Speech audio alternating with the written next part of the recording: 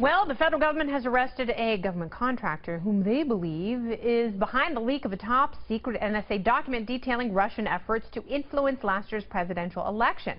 25-year-old Reality Lee Winner. Reality Winner was, I thought that was her screen name. That's her real name. She was arrested Saturday, and she has been charged with gathering, transmitting, or losing defense documents. Court papers didn't name the media organization Winner is accused of giving the top-secret documents to, but The Intercept published a report on Russian hacking just before she was arrested. Joining me now, it's Jim Harper, the Vice President of the Competitive Enterprise Institute. Welcome back, Jim. Nice to be with you, Kennedy. So let's talk about Reality Winner a little bit. Is she the Edward Snowden of 2017? Barely. She did leak information, classified information, and I think she did the public a service on the whole. Unfortunately, the service she did was illegal, and she didn't have the skills or the knowledge that Edward Snowden did, nor did she reveal the information that's as important as what Edward Snowden did.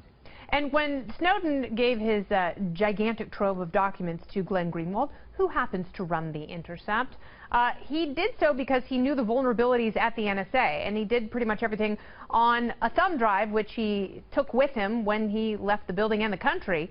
But this person, I don't think she realized that the NSA has been scorned. And this is a spying agency, and they figured out how to use their internal skills to squash people who will try and Snowden them once again. Yeah, where leaking in Washington is a professional sport, and Edward Snowden was a professional leaker.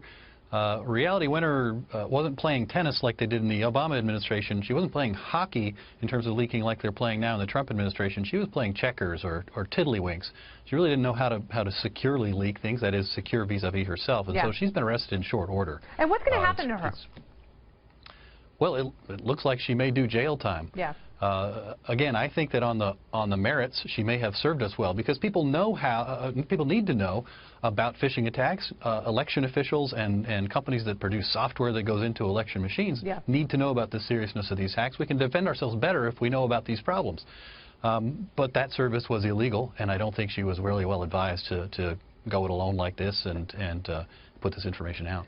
She was an active member of the Air Force for about 4 years, so she knows her way around government institutions. She's been working for a contractor for the NSA since February, and you know, I think it is a very intoxicating thing to be in this position and leak something to the media to give you a sense of power and control. But you say ultimately it comes down to the fact that, and this is something I agree with you on, these government agencies are too vast and too powerful.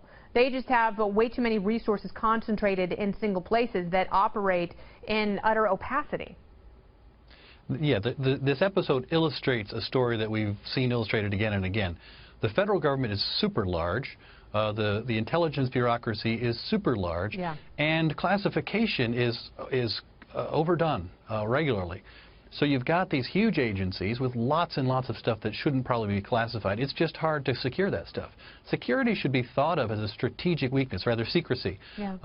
You're in a weak position when you're trying to keep something secret today in the digital age, because somebody can put something on a thumb drive and walk out with it. We saw that in the Chelsea Manning case, Edward Snowden, and now in a small degree with Reality Winner.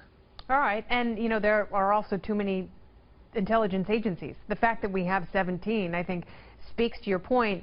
And I guess my question is, because I'm not surprised to see someone under arrest for leaking. I'm not surprised to see that person coming from the NSA. But what I'm wondering is she a convenient scapegoat? Well, she is, and it perhaps helps the Trump administration say that they're getting after those leakers. That's something that President Trump has talked about doing. Yeah.